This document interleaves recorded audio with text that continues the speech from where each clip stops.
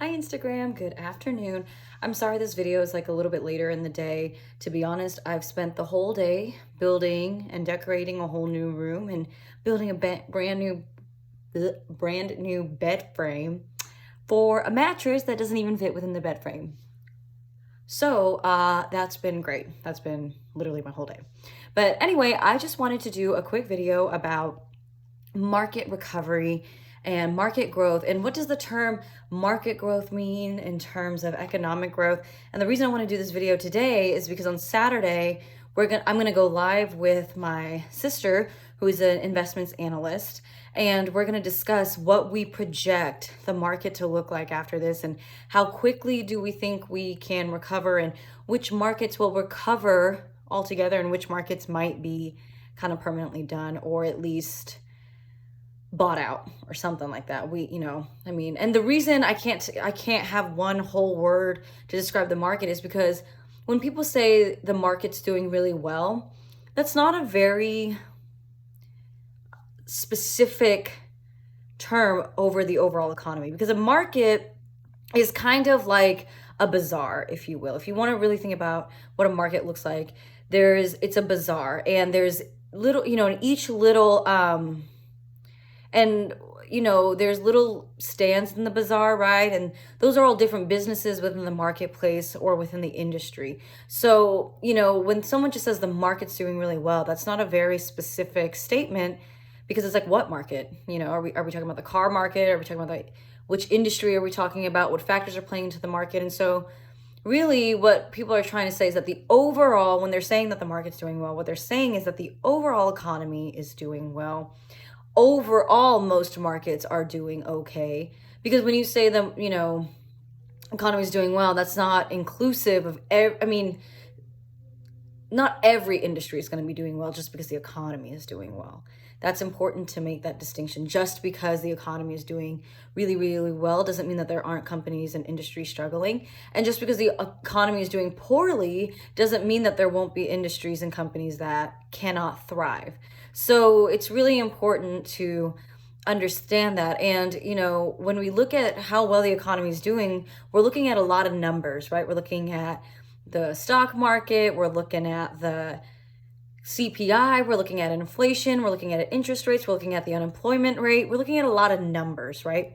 And so when the numbers sound good, everybody thinks that everything's okay. And don't get me wrong, numbers don't lie. Numbers don't lie. But numbers also do not reflect all factors, because numbers can only reflect what's put into the model. They can only reflect what's put in, right? And so given whatever's put in, the numbers won't lie, right? But that doesn't mean that everything that needs to be included in a model is, because a lot of things that determine a healthy economy are qualitative factors, not necessarily quantitative factors. And what do I mean by that? The first thing I want to emphasize is that in a healthy economy, the goal is to work less and maintain the same standard of living, if not higher. Okay. So when you hear people say, especially about millennials, because millennials tend to discuss the lack of wages, if you will, that can sustain a lifestyle, and why they're not buying, and by millennials, we're not buying houses as much, we're putting off having families, and what that will mean for the job market, and so on and so forth. And that's a lot of it because people will say, oh, well, if you just want more money, work more. Well, yeah, no shit. The goal is to have the same amount of salary and work less. Or if you decide to work more, you do earn significantly more than what your base salary would be. And what do I mean by that? People will say, oh, okay, well, you need to work 8 hours a day to earn $50,000 a year. Economic growth would be working 4 hours a day and earning 50,000, or working that 8 hours but earning like 100,000. So, and that's very a simplistic model, but to say, well, if you just want more money, earn more, is a very, in my opinion, stupid statement, because it's literally like, oh, well, if you just want to, do really well in a class, study more. yeah, you got to be strategic about how long, what classes you're not good at and study accordingly. But the goal is to get the A with the least amount of studying as possible while retaining the most amount of information. That's how you know that your mind is growing in that particular subject. And so that's what we are really looking for when we're talking about a healthy economy. Another really good indicator of how healthy an economy is the standard of living and the happiness factor. Overall, how happy is the country, and overall, how satisfied are the citizens of the country with the way things are being run? That's also another economic quality. And again, remember, economics is so much more than just money. Economics is really what we're doing is measuring your standard of living. Do people feel fulfilled? Do people feel comfortable in their lifestyle? Do people feel that they can provide for their families? Do people feel that if something happens, will they be able to get enough aid to help them? Do people feel confident in the job market? Do people feel confident that there are growth opportunities, not just for themselves, but that the economy will continue to grow and look bright? And again, that all kind of relates into consumer confidence, something that we talked about a little while ago. And so when we're talking about how much a economy is progressing, it is very important to remember that even though there are all these numbers, the numbers are not always going to reflect how well an economy is doing. Or rather, they shouldn't be the only things that we take as a check plus, as what's the word I'm looking for? As confirmation that our economy is doing just fine. Because again, a lot of people will base it off the stock market.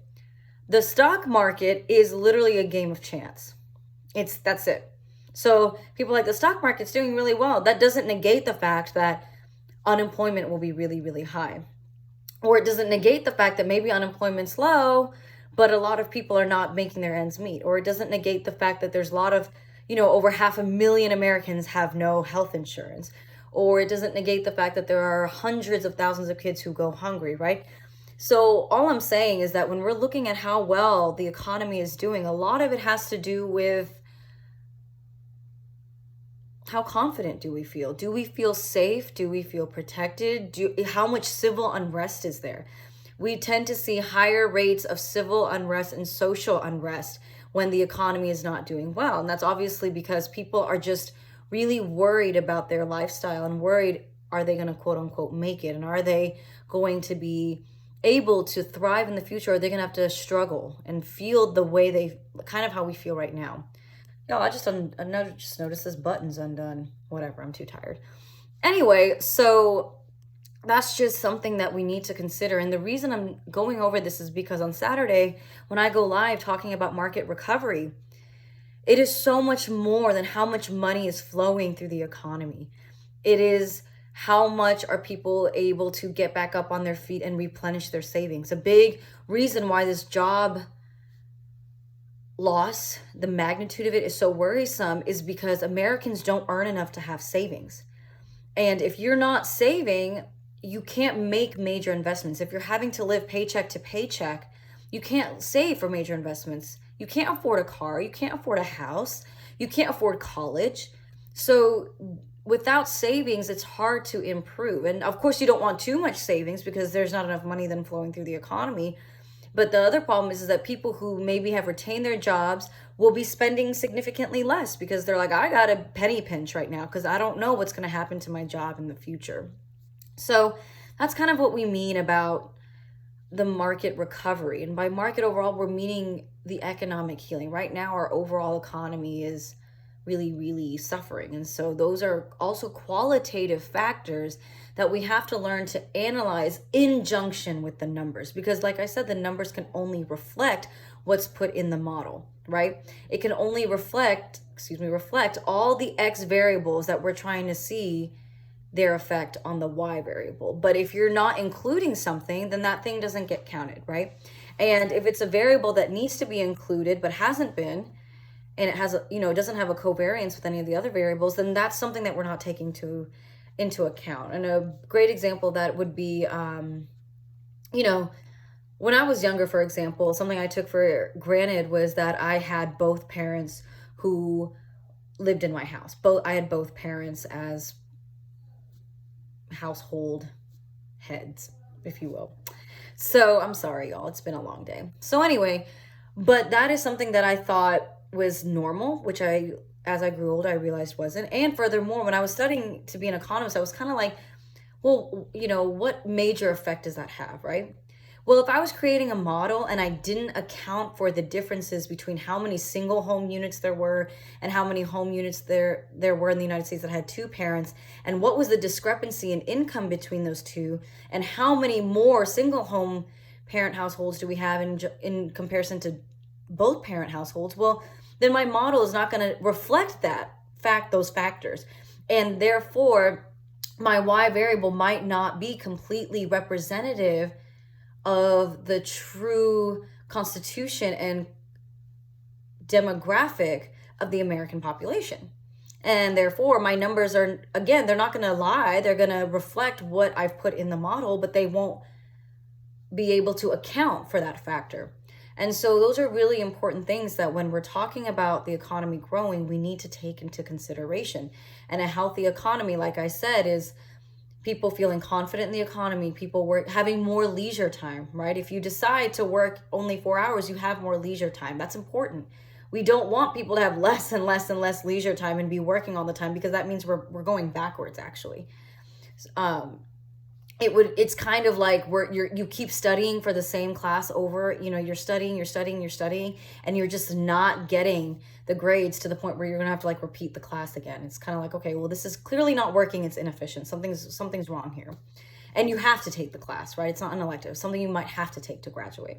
So those are important things to consider. How capable are people making major investments? Like I said, houses, cars, commercial real estate, those are the major things those major investments that run the economy. Again, people can only buy so many toothbrushes and deodorants and clothes that are going to help stimulate the economy. And other things we need to take into consideration is how big is the wealth gap? And that is a huge deal. And when we're talking about how our economy has failed a lot of people and how the stock market's failed a lot of people, the reason people say that is because the stock market's only been really beneficial for billionaires and millionaires kind of thing, but it's not been great for people, the average American, and making sure that their ends can meet. And if you put too much stock, sorry for the pun, but in the stock market, it's gonna be detrimental, right? And of course, how corrupt is our politics, right? If people are making political decisions that are in their economic interests, but at the detriment of the overall population, that is going to play a giant factor in the economy, because eventually the overall population, that is the backbone that runs most of the economy, won't have enough money and won't have enough resources to keep the money flowing, right? And other things that we need to keep into account is how beneficial are the resources that are provided by the government? How efficiently is the government spending its money?